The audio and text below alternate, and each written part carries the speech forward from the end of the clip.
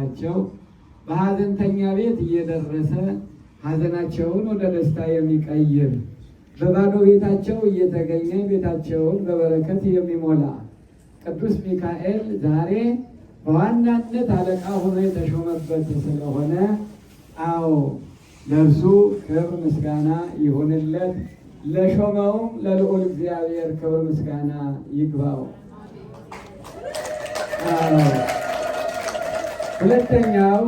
ሁለተኛው ዛሬ ቅዱስ ሚካኤል ምን ያደረገበት ነው ቢባል አፎምያ የተባለችውን አስተራኒቆስ የተባለ አንድ ደገኛ ባለጸጋ ነበር። በየጊዜው የቅዱስ ሚካኤልን ስም እየዘከረ ለነዳያን የሚያበላ ለነዳያን የሚያጠጣ በሀብቱ የማይመካ ሀብቱን ደግሞ በጥበብ የያዘ ነዳያንን በማብላት ችግረኞችን በመርዳት ቅዱስ ሚካኤልን ቤተክርስቲያን በማነጽ የሚታወቅ ደገኛ ሰው ነበረ።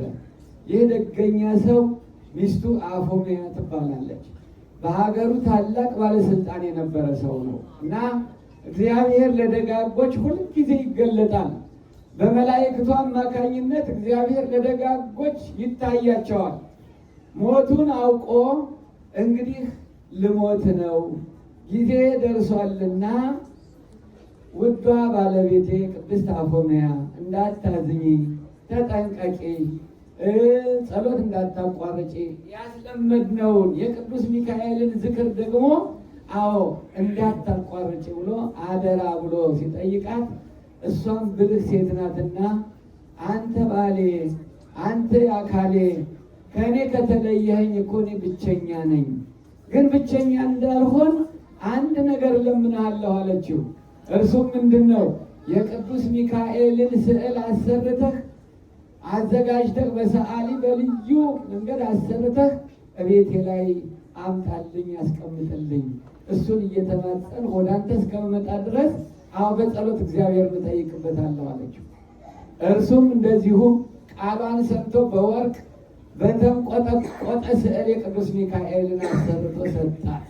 በዚያ እየጸለየች እየተማጸነች ባለቤቷን ነፍሱን እንዲምርለት እየተማጸነች እሷንም ደግሞ አዎ ለንስሐ ሞት እንዲያበቃት እየጸለየች ሳለ የመልካም ነገር ሁሉ ጠላት የሆነው ዲያብሎስ አዎ ዛሬ በአፎምያ የወደቀው ዲያብሎስ በቅዱስ ሚካኤል የተቀጠቀጠው ዲያብሎስ ምን መስሎ መጣ?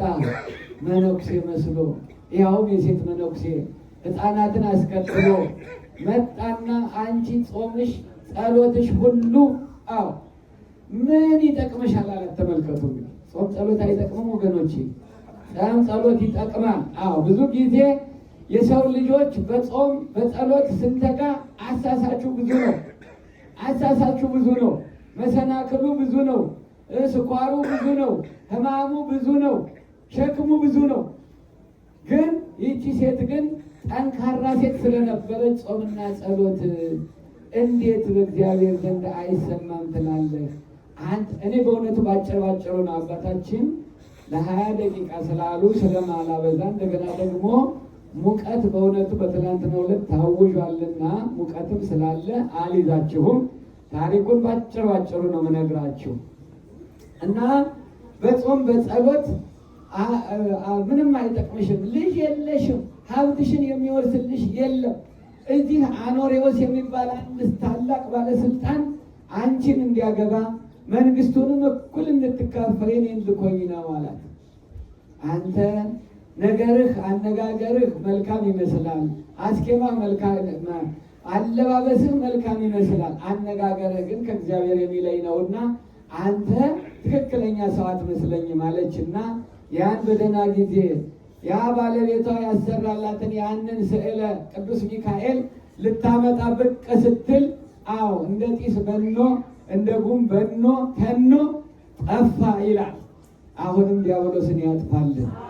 በየቤታችን እየገባ ጾም እንዳንጾም ጸሎት እንዳንጸልይ የሚያደርገንን ክፉ መንፈስ ሁሉ አዎ አፎምያ በቅዱስ ሚካኤል ስዕል እንዳባረረችው ሁሉ ለእኛም በቅዱስ ሚካኤል ምልጃ ክፉአችንን ሁሉ ዲያብሎስን ሁሉ ያርቅልን።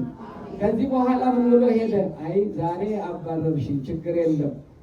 የሰኔ ሚካኤል ዕለት ግን ቅዱስ ሚካኤል ምሕረትን ሊለምን ለፍጥረት ምሕረቱን ሊለምን ወደ አብ መንጦላዕት ሊገባ ሊሰግድ በሚሄድበት ጊዜ መጥቻ አንቺን አሳስተሻለሁ ብሎ እንደ አንዳንድ ጊዜ ሞኝ ነው መሰለኝ ዲያብሎስ። በእውነቱ አንዳንድ ጊዜ ቀኑን ነግሮ ነገራት፣ ተዘጋጅታ እንድትጠብቅ ነው ያደረጋት።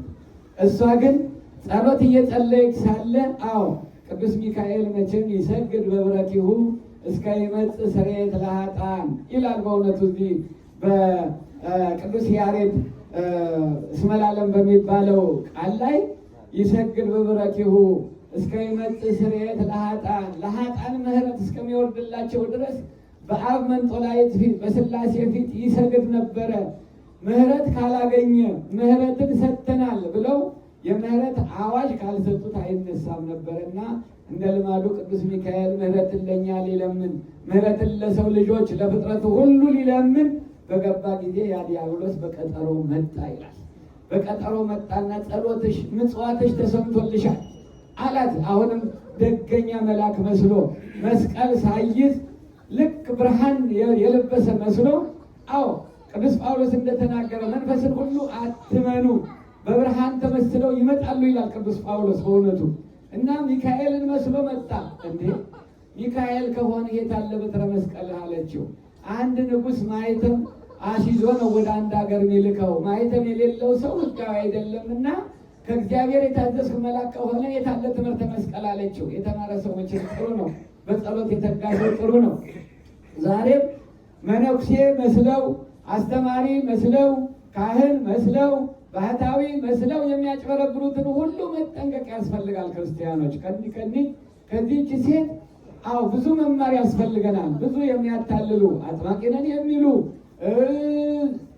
ጠባ ቅዱስ የሚሸጡ ብዙዎች አሉ፣ ልክ እንደ ዲያብሎስ አታላይ የሆኑ። ስለዚህ እወቁባቸው ምእመናን።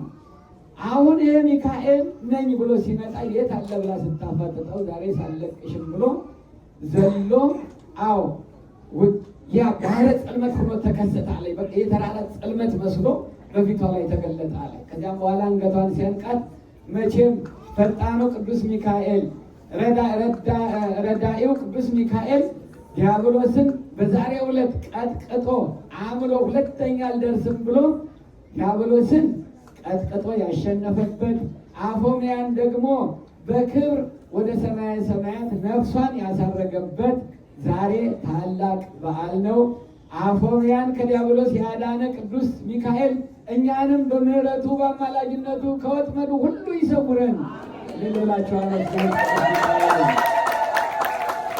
ሁለተኛው በዓል ደግሞ ዛሬ እንግዲህ የሚውለውን በዓል ነው የምነግራችሁ። ባህራን ይባላል። ባህራንን ሁልጊዜ በመዝሙር እንዘምረዋለን። ባህራንን ይቤ ሬቆስን ቁጠይቆቶ እያላችሁ ምንዘምረው ሁላችንም ዛሬ በማህሌትም ባህራንን ይቤ ሬክዎ ለሚካኤል ወስን ቁጠይቆቶ ሚካኤልን ጠየቁት፣ ግን መጠየቅ አቃተኝ፣ ምክንያቱም የብርሃን ነጸብራቅነት በፊቱ አለና እያለ ቅዱስም ባህራን የተናገረበት ነው። ይህ ባህራንም እንደዚሁ አባቱ እናቱ የቅዱስ ሚካኤልን በዓል በየወሩ በኅዳር በ12 ቀን በሰኔ በ12 ቀን እየዘከሩ የሚኖሩ ደጋግ ወላጆች ነበሩት። ከዚህ በኋላ አባትየው ባህራን የተባለው ልጅ ተጸንሶ ሳለ ከዚህ ዓለም በሞት ተለየ። ያቺ ሚስቱን ደግሞ ምን አላት? ልክ እንደ አፎምያ ባል ሁሉ እባክሽ የቅዱስ ሚካኤልን ምንም በችግር ላይ እንኳን ብትሆኚ ቅዱስ ሚካኤልን እንዳታስታጉኝ ብሎ አደራ ሰጣት። ይቺ ሴት ያለው ሀብቷ ሁሉ እስከሚያልቅ ድረስ የ10 ዓመት ልጅ እስከሚሆን ድረስ አሳደገችው፣ መከራይት አሳደገችው የቅዱስ ሚካኤልን በዓል ሳታቋርጥ። ነገር ግን የቅዱስ ሚካኤልን ዝክር ስትዘክር አንድ ክፉ የሆነ ዲያብሎስ የተጠናወተው ክፉ ባለጸጋ ጎረቤቷ ላይ ነበረ ይላል። ይቺ ሴት ምትበላው የሌላት ምትለብሰው የሌላት የቅዱስ ሚካኤልን ዝክር እያለች ምትመላለሰው ምን አግኝታ ነው እያለ እሷ ለዘከረችው እሱ ይናደድ ነበረ፣ እሱ ይበሳጭ ነበረ። መቼም አንዳንድ ጊዜ ክፉ መንፈስ ያደረበት ሰው በጎ ስራ በሚሰራ ሁሉ ቅናት ያሳድራል። እግዚአብሔር እንደዚህ ካለ ነገር ይሰውረን ሁላችንም። ከዚህ በኋላ ምን አደረገ?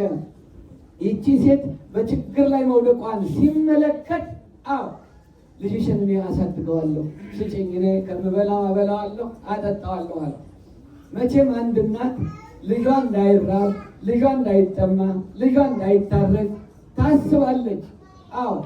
ስለዚህ ልጄ በልቶ ይደር፣ የኔ ችግር ለምን ለሱስ ይተርፋል ብላ እውነት መስሏት ለዚያ ለክፉ አረመኔ አሳልፋ ሰጠችው። እሱም 3 ቀን እንኳን ሳይውል ሳያደር ሳጥን አሰርቶ በወርቅ ለብጦ ቅዱስ ያንን ደገኛ ሕፃን ልጅ በዚያ ሳጥን ውስጥ ከቶ በባህር ላይ ጣለው ይላል። ተመልከቱ። ሰላም እብል ለአስናኒከ ዘመንፈስ ዘይረክቦን ጥረት ሚካኤል ረዳኢ ለእለ ውስተ ባህር ወየብስ። ሚካኤል ረዳት ነው። በባህር ለሚሄዱ በየብስ ለሚሄዱ ሁሉ ቅዱስ ሚካኤል ረዳት ስለሆነ ያንን ልጅ በባህር ውስጥ አንድም አዞ ሳይነካው አዞ ሳይውጠው አንበሪ ሳያገኘው በሰላም አንከባክቦት ወስዶ ወደ ሩቅ አገር አወጣው ይላል። አንድ እረኛ አገኘው፣ ሀብታም የጣለውን ገንዘብ አገኘው ብሎ አውጥቶ ወሰደው። ባጭሩ ነው የምነግራችሁ። ወሰደና ሊከፍተው ቢል ቁልፉ የለም። የእግዚአብሔር መልአክ ይሄ ቅዱስ ሚካኤል ከዚያ ጀምሮ እየነዳ እየጠበቀ የወሰደው ለዚህ ሰው ምን አለው? ወደ ባህር ሂድ የሚል መንፈስ ነገረው ይላል። እየሮጠ ወደ ባህር ሄደና እባክህን አንድ አሳ አጥማጅ አገኘ። አሳ አጥማጁ ጣልልኝ በኔ ስም አንድ አሳ አለው። ሲጥለው ያችን የሳጥኑን ቁልፍ የዋጠውን አሳ እንዳጋጣሚ በእጁ እግዚአብሔር ያስገባለት። ወሰጠተ ከርሶ ሊመገብ ሆዱን ያንን ነገር በቀደደው ጊዜ ምን ተገኘ? ያ ቁልፍ ተገኘ። ሲሞክረው ሳጥኑ ተከፈተ። በእውነቱ የተቆለፈብንን ሁሉ ቅዱስ ሚካኤል ይክፈትልን። ሁላችን የተዘጋብንን ሁሉ ይክፈትልን። ፈጥኖ ደራሽ ቅዱስ ሚካኤል ሲከፍተው አበባ የመሰለ ወርቅ የመሰለ ልጅ ቁልጭ ቁልጭ እያለ ተመልከቱ። ምክንያቱም የእግዚአብሔር ጥበቃ ስላልተለየው ነው። ተመልከቱ ወገኖቼ፣ ሳጥን ውስጥ አንድ ሰው በሕይወት የሚኖረው እንደው ስንት ሰዓት ነው እንደው ስታስቡት። ነገር ግን ቅዱስ ሚካኤል ጠባቂው ስለሆነ እስትንፋሱን እርሱ እየሰጠው እርሱ እየመገበው ያንን ባህር አሻግሮ እዚያ ሰዎች ጣለው። ያ ሰው ደግሞ ልጅ የሚፈልግ ልጅ የሌለው ደገኛ ሰው ነበረና በእጁ ላይ ጣለለት። ልጄ ብሎ የዛን ጊዜ ነው እንግዲህ ባህራን የሚለውን ስም የሰጠው በባህር ላይ ስለተገኘ ማለት ነው። ተመልከቱ።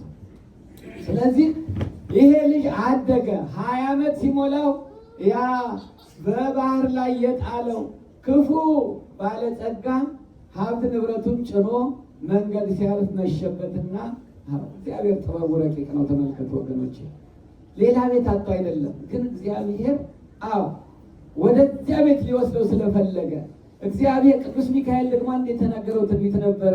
ቅድም ያለፉት ተሳስቼ ያለፉት ሲወለድ ይሄ ልጅ ሲወለድ ቤቱ በብርሃን ተሞልቶ ነበረ።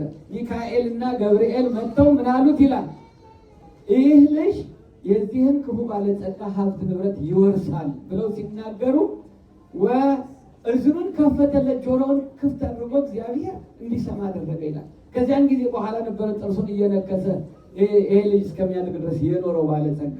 በዚህ ጊዜ በዚህ አጋጣሚ ነው እንግዲህ ይህንን ልጅ የጣለው፣ ከፊቱ ሊያጠፋው ሀብቱን እንዳይወርሰው ያ ትንቢት እንዳይደርስበት ነበረ። ያ ሰው በ20 ዓመት እዚያ ሲደርስ እባካቸው አሳድሩኝ አለ። በእንግድነት ተቀበለው። ባህራን እያለ ሲጠራው ላይ ታች እያለ ከተፍ እያለ ሲላላክ አይ ምን ማለት ነው ባህራን አለው።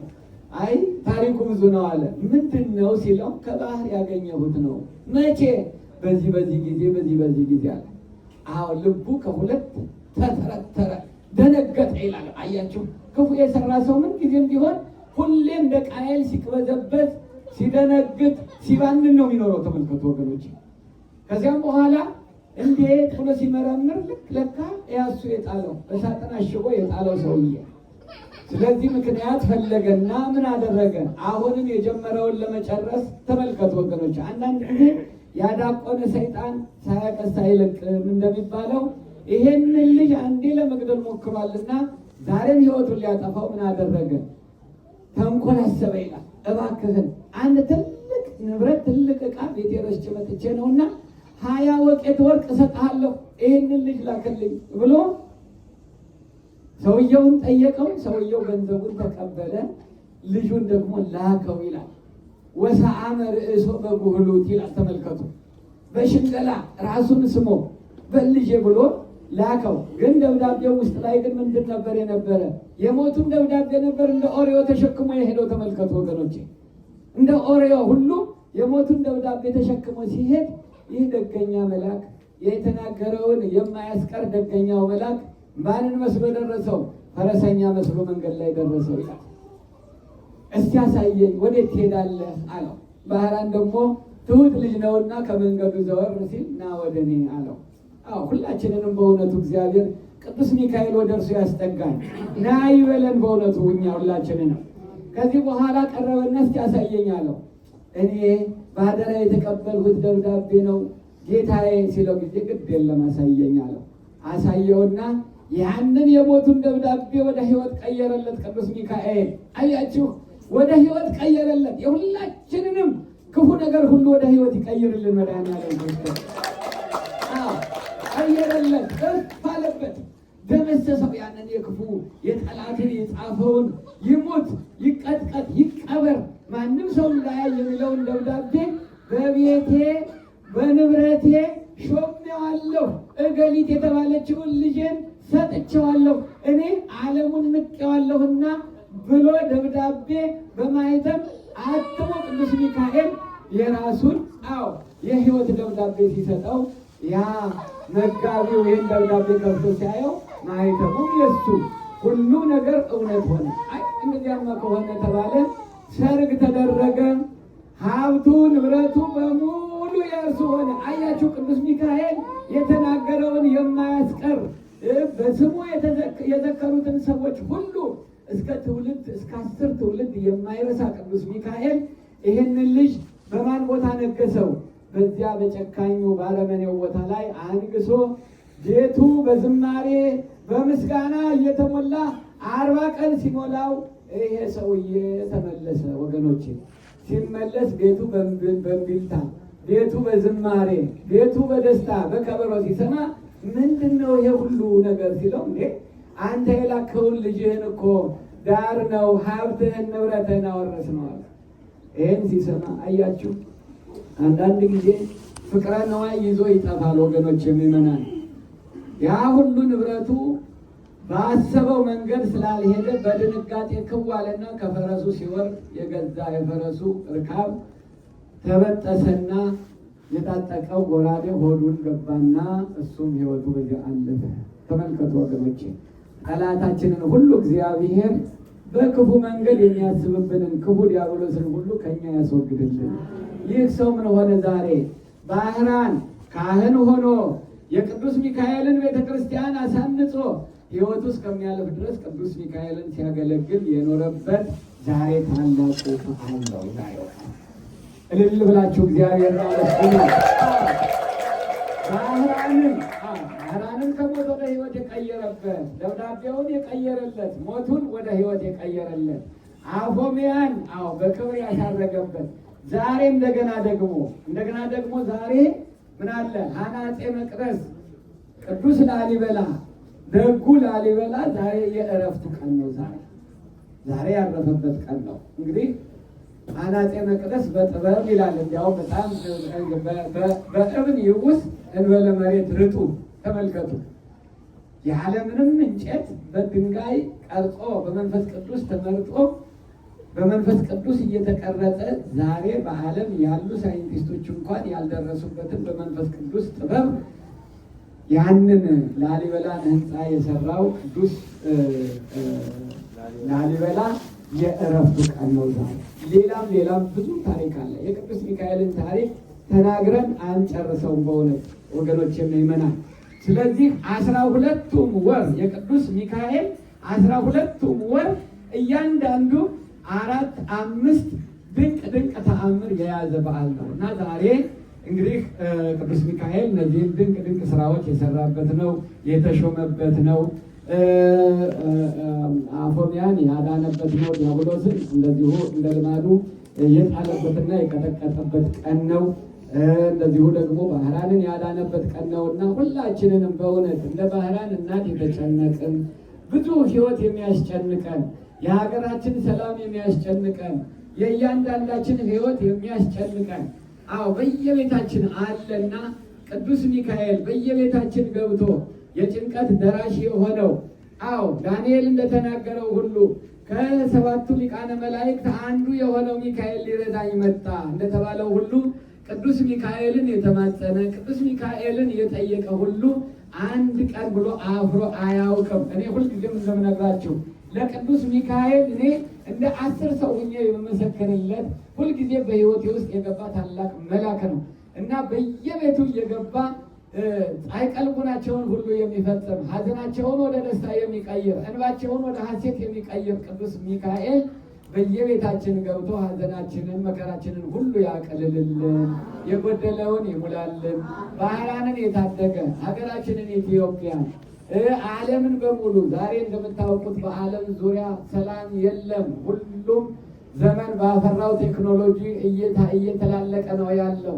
ዓለም እየተቃጠለች ነው ያለችው እና ይህንን ሁሉ መከራ እግዚአብሔር ያስወግድልን ለሁላችንም እና ቅዱስ ሚካኤል እንግዲህ በእነ ባህራን ቤት የደረሰ በእኛም ቤት ይድረስልን። በዓሉ በዓለ ፍስሐ በዓለ ሐሴት ያደርግልን። የመከረን ያስተማረን ቅዱስ እግዚአብሔር ስሙ የተመሰገነ ይሁን። እንግዲህ ታዝዤ ነው ባጠፋው ባበደል ሁሉ ይቅርታ ጠይቃለሁ።